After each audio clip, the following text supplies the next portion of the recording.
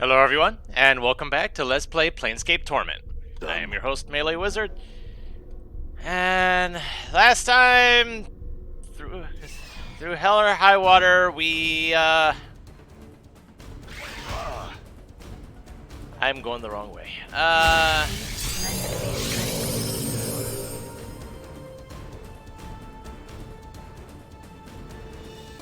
For some reason I thought that David was down here, but no. Alright. So yeah, last time I got Celestial Fire, which I can't use. But, you know, with if I give this back to the Deva, you'll be able to give me the information that I require. Hopefully. Now it's just a matter of, are the guards still gone? Yes, okay.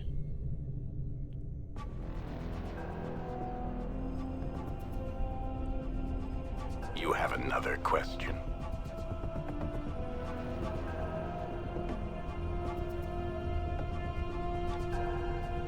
Celestial Fire, you have recovered my blade. Will you free me, then strike a blow against the chain? Why would I strike the Deva? No. The chains sunder easily under the blade, and the sound of a thunderclap resonates between your ears. Everything goes black for a moment, and you feel the blade vanish between your fingers. You know, I've learned some new tricks. Oh, wow. I thank you for freeing me. I owe you much. What would you ask of me, mortal? I'm afraid I can offer little in the way of boons. Do you seek power over the minds of your fellow mortals? Do you hope for wishes to be granted? Do you want wealth? Do you seek more souls to torment?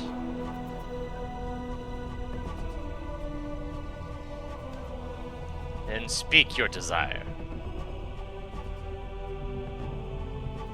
Updated my journal. You speak foolishness. Yet there is one who might be able to help you with what you seek.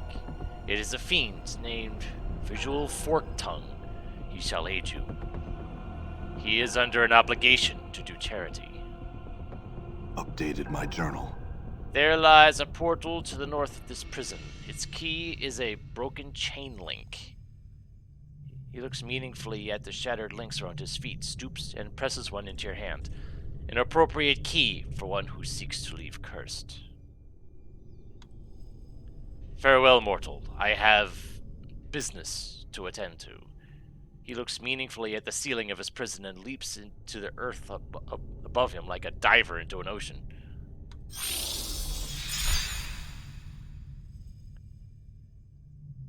So that was, what, 300,000 experience. And yet, I'm still a ways off from leveling. Great. Alright. Go ahead and get you guys leveled up, I suppose.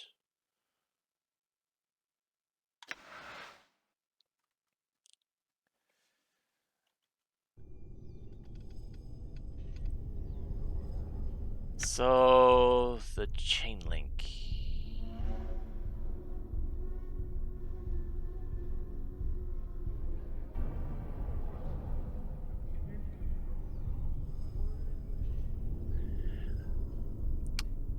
Shouldn't it be in my inventory? Oh, right. Because somehow Fall from Grace teleported to near where we were after I got the sword and she promptly died.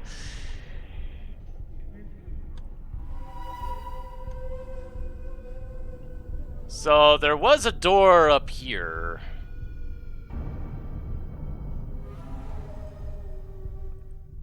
But of course, there's enemies here now.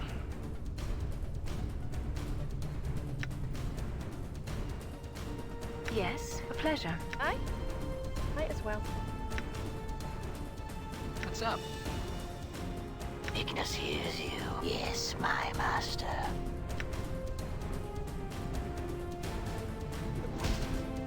Damn.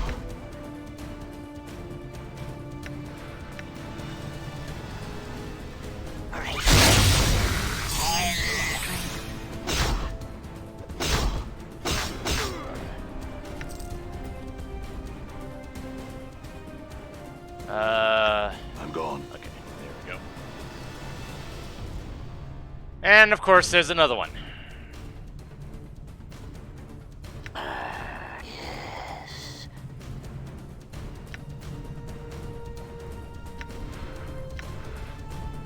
Tongues of Flame is working quite well, it turns out.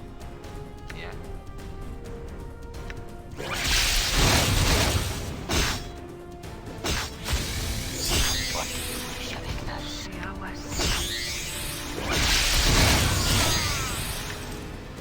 fate lend me strength. May my fate lend me strength. I'm gone. All right. Go ahead and save now, just because who knows what's about to happen. As you approach the door, the link of chain Trias pressed into your hands begins to heat. There is a telltale flickering on the edges of the barbed gate. A portal waits there.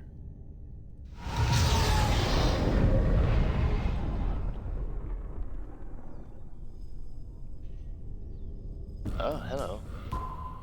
Of course, I could go into the portal, but there's you. Before you is a towering, empty suit of armor, but the plates are suspended in space as if secured over an invisible frame. Red veins run across the length of the metal greaves, and a huge double-edged executioner's axe rests in its hand. Engravings decorate the surface of the armor, the most prominent of which is a crimson serpent with its wings outspread.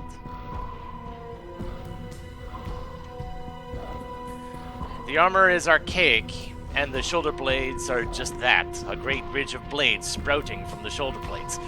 You almost would have taken the ridged blades as decoration, but they look too heavy and dangerous to be anything more than an additional weapon on an already menacing suit of armor. The armor bears dents and other marks of battle, and its surface has been scarred by age and rust.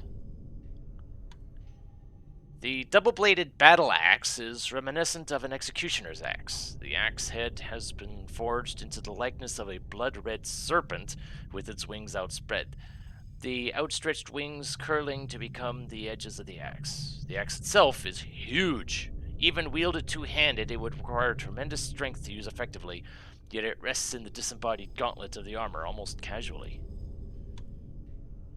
The helm resembles the skull of some creature. Curved metal teeth line the bottom edge of the faceplate, hanging down over empty space. The helm rests in the air, its interior hidden in shadow.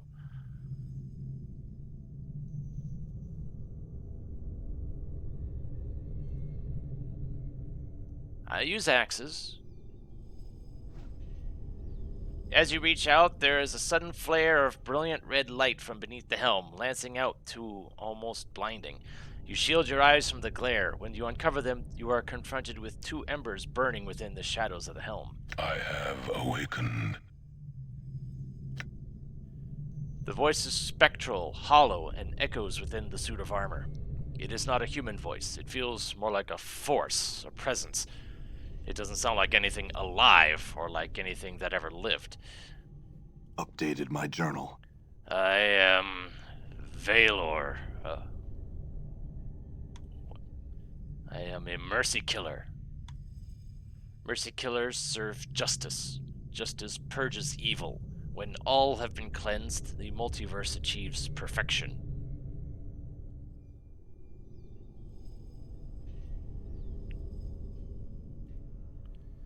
Mercy is a shield used by the weak. Mercy is weakness. Mercy is death. No one is innocent. Mercy killers slay mercy and its horrors whenever their plague has carried them.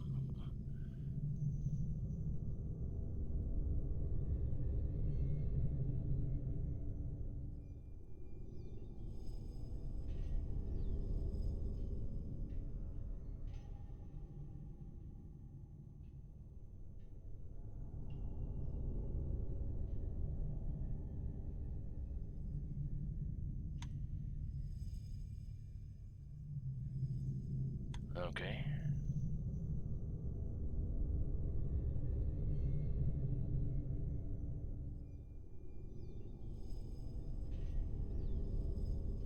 How long were you imprisoned? Time fled as I lay imprisoned. Time bears no meaning. Much is lost of my journey. I traveled in search of betrayers. They found me and imprisoned me, an act of treachery. Cursed is a city of betrayers. It is a city that defies justice. I came to cleanse it.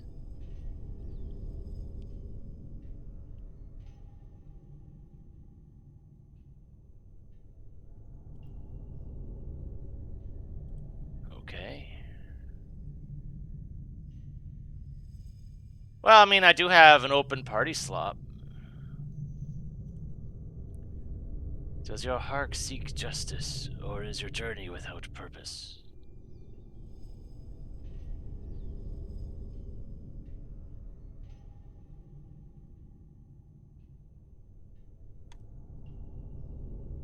Valior's ember eyes fall upon you. There is a heavy silence. I will join you. Your will is an inconstant thing, but I shall teach you of justice. I shall teach you of the slaying of mercy. You know, I've learned some new tricks. Cool.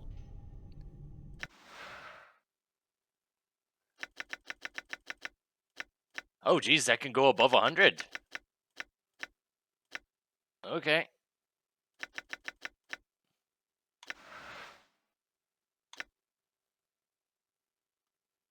Lawful neutral, okay.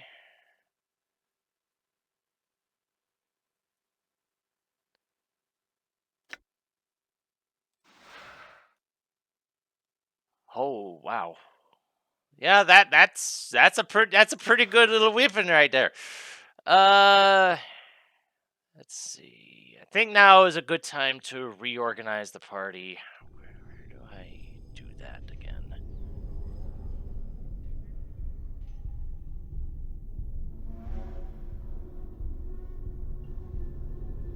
Uh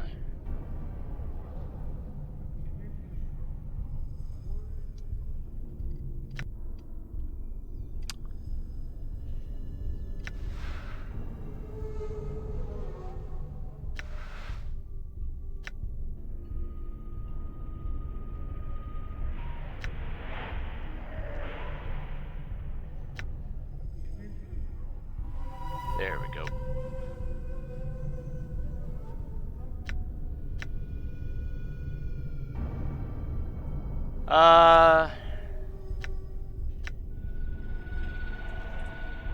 Let's see if there's... Haha! There's nothing I can teach you. It is not the hand that wields the weapon, it is the will. When the will is strong, the blade is strong. When the cause is just, the blade strikes true. When mercy eats at the heart, doubt, hesitation, compassion follow. The blade becomes as dust. Your will is strong, but you lack discipline. Your will is your will, not the will of law. There's nothing I may show you that you would see or understand. Alright. Well, I got a new party member, and he can hit really hard. Woo! Cool.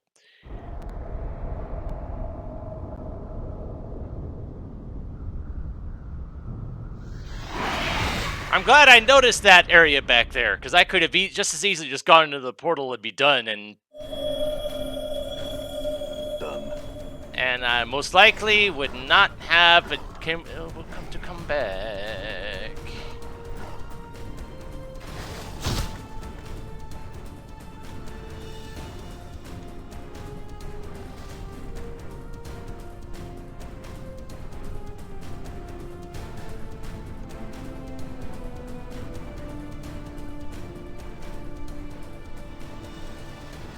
Well then,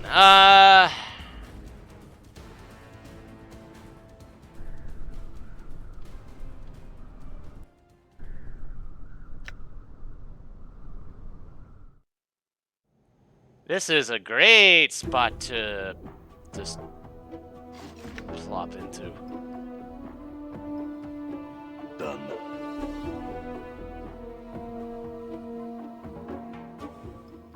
So now we're just in some random spot in the Outlands, huh?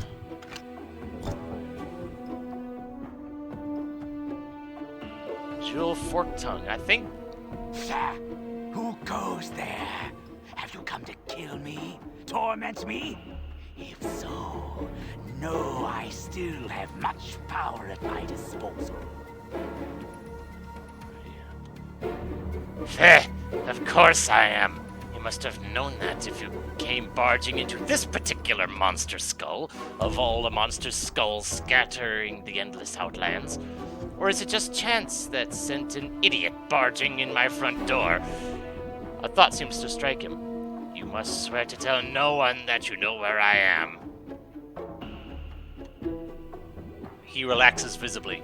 And how did you find this place, eh?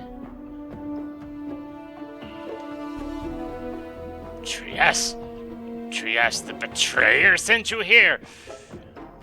This is the final indignity, that self-righteous bastard. Kill him, and I will reward you with all that I have at my disposal. Flay his skin and bring it to me so I might wear it as a cloak. I mean, no. Do not harm the Deva. It would be wrong to do so. I was mistaken. Mistaken I was. Okay. That was an interesting little sequence of dialogue there. Years of service as an advocate in furnace, painstaking detail and organization. I never questioned my superiors. I did all that was asked of me. I punished those below me with the cruelest and most inventive punishments when they failed. Then, one slip, and it all comes crashing down. All due to chance, chaos, randomness. And the lesser races wonder why the Batizu wish the multiverse to be an orderly construct. He pauses, hissing in anger. The Deva lied. It lied. Trias the betrayer tricked me into signing a contract, and I, blinded by the possibility of capturing him, walked straight into his trap. If he dies, the contract is over, but I have not been able to find him, and if I did, how would I harm him? What am I to do? Even those treacherous thoughts make my mind burn in pain. I was so sure I had that paragon of self-righteousness. That short-sighted greed cost me the rest of my centuries of glorious conniving and entombed me in this sinkhole of goodwill. Blech. So he's a demon who's not allowed to do evil things. Yeah, that sounds like Torment, all right. Updated my journal. And now I am cursed to do good deeds to aid those in need of aid. An eternity of curses on Trias, a pox on his blessed aid. May all the dung heaps of Maladamini rain down upon his head. He rants for a few more moments and then turns his attention back to you and speaks through gritted teeth. My contract with the Deva now bids me ask what I can do for you. Have you come to torment me? Kill me?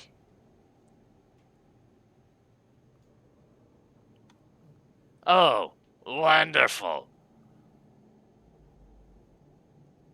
I didn't even notice his wings. A blessed creature in the Outlands that reflects the emptiness and hollowness of my life. I need little. Marrow from the creature supplies me with food, and the peculiar energies of the place prevent scrying tools from finding me, though idiots apparently can still find their way here. This is the skeleton of Ulgoris, the father of the Goristro. They're living bear-like siege towers, juggernauts of chaos, huge, practically unstoppable, highly resistant to magic. And Ulgoris's bones in the crater where he fell to his death radiate much enchantment that prevents magic to spy me, keeping this pitiful frame alive for a few more desperate years.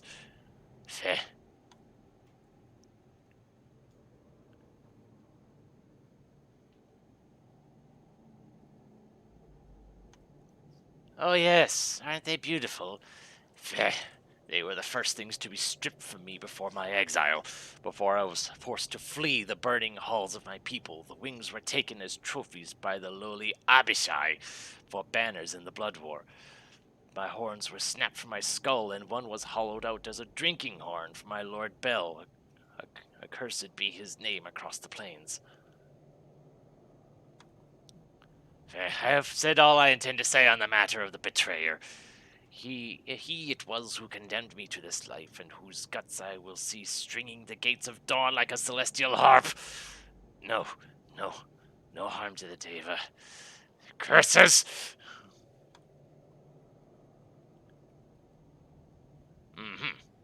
Might as well get to the point of the matter. Well,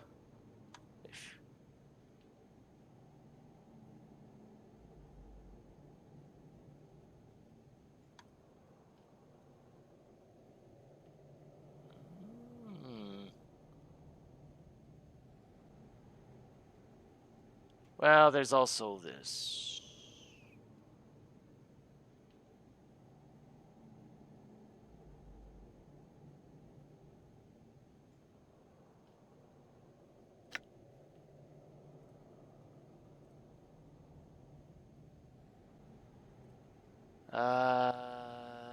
This axe.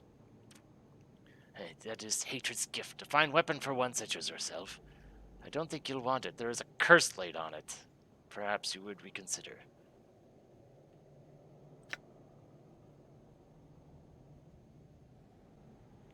If it's cursed, then probably not. Okay. I'll just. He scrutinizes you closely for the first time. Memories run like hollow canyons through my mind, almost human. Many creatures have I met in an immortal's time, though I do not believe you were among them.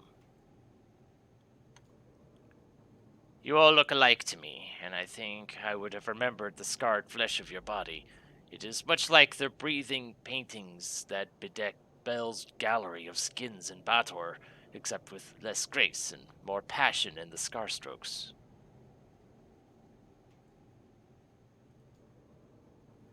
The violence is great, nearing acceptable levels, but the scars are applied with almost Tanaric crudity, without any care for maximizing the pain of the recipient. A Batizu artist would be much more devoted to following the paths of pain across the body. Some of these wounds look to be clean kills. Others look as if a blind butcher were carving up human steaks. Human art makes me ill sometimes. Such potential. Wasted. Very well, very well. If I recall correctly, and there is so much I do not thanks to that accursed Deva, I have heard of a case such as yours. It makes you immortal, does it not? If so, then death itself is no longer sacred. In my day, mortals remained so and knew their place. Now everybody and their mother has the disease of eternal boredom. We should have a gathering and invite everyone across the plains and offer them immortal contracts. It would save all of us hardworking Batizu a great deal of effort. You know that if everyone was immortal, this entire petitioner system would be up the famed Fecal Creek. Immortality is not a trinket to be given to unruly children such as you. As I was saying, I recall hearing somewhere about a place called the Fortress of Regrets. Yes, that's it. I am pleased to inform you that I do not know. Not at all. I cannot help you get there, and that chills my heart in such a delightful way. No, I cannot help you. Oh, have I longed to say those words? How sweet they taste. Enough of your cross-examinations. Yes, I know somebody who might know. On Bator lies a pillar of betrayers, liars, and sages. Despite their nature, their knowledge is considerable. They might know where you can find this Fortress of Regrets. I feel stronger. Nice. There is a portal outside my home. It lies in the hand of this giant creature. Go through the arch formed by the left arm of the creature and you'll be taken to the Pillar of Skulls. The portal will be active for you now. The flames grow within me. Nice.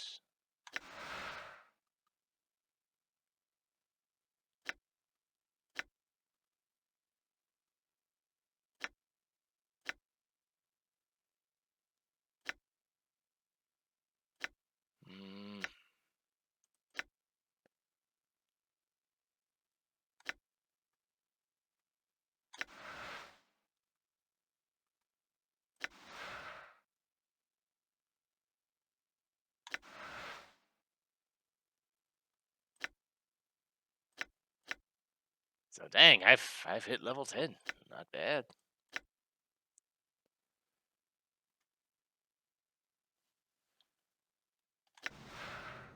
Okay, and that's where I knew that reform party thing was somewhere.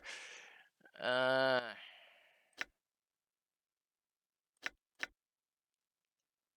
have no idea what that /51 means. That's from the old. That's from that old system that I know. Apparently, don't know that much about. At least as far as those details are concerned.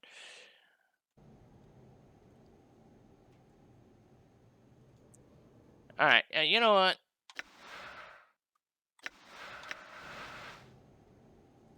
I'm curious about that axe. I'm so pleased to see you again.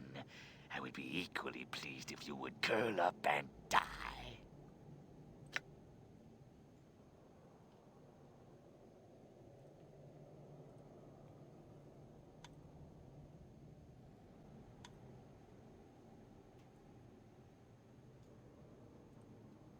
All right. Bizarre blood red axe.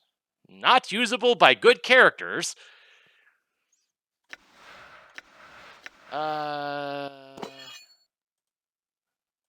Right.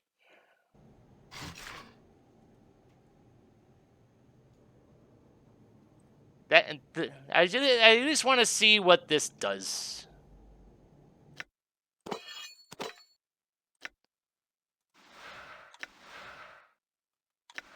Right. Well, I have a scroll. You already have it memorized, so I might as well use the scroll for a freebie. Hatred's Gift. It is indeed cursed. Berserk when used. It is not entirely clear in the annals of known planar history when Hatred's Gift was created, but by the bloody trail it has left across the plain seemed to have finally reached you. The axe exists to inspire hatred in one's enemies and fill its wielder with a berserker rage. When entering combat, the skulls along the shaft come alive, chittering their teeth in the teeth. Remnants of fiendish victims absorbed into the axe blade extend outwards, biting and tearing into opponents with each strike. Once equipped, Hatred's Gift cannot be dropped unless its curse is removed.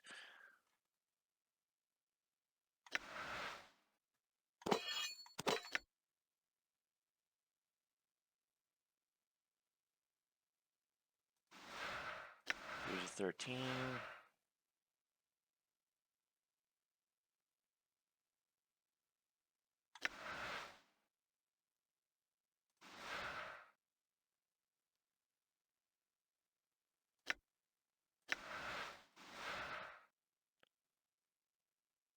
Honestly, I'm actually liking the fingernail at the moment.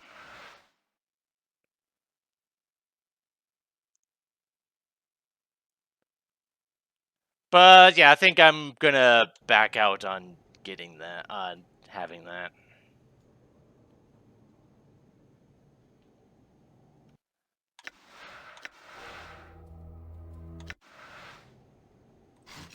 I am so pleased to see you again. I would be equally pleased if you would curl up and die.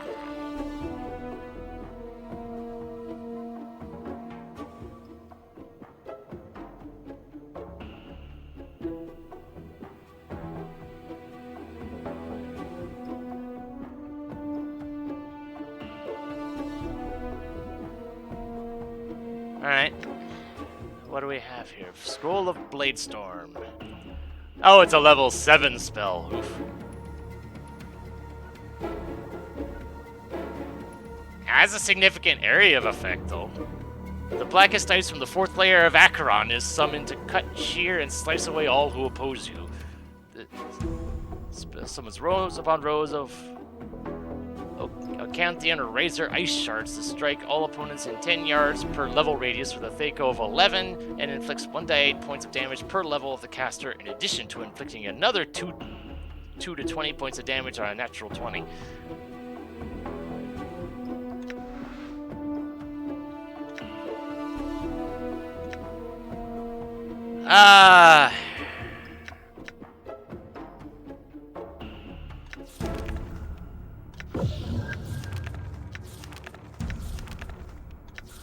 It's like I don't have any level 7 spell slots. I think I won't learn level 7. I won't have any level 7 spell slots until level 13.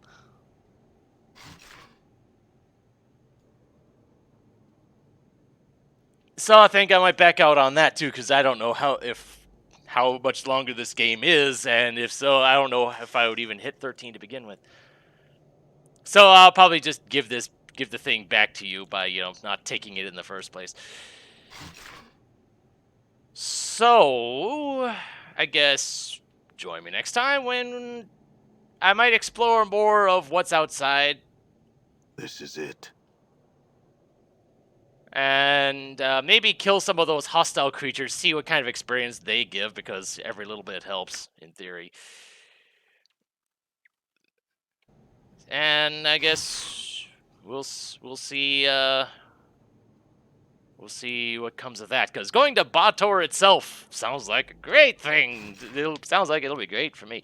So until then, this is MeleeWizard, and have a nice day.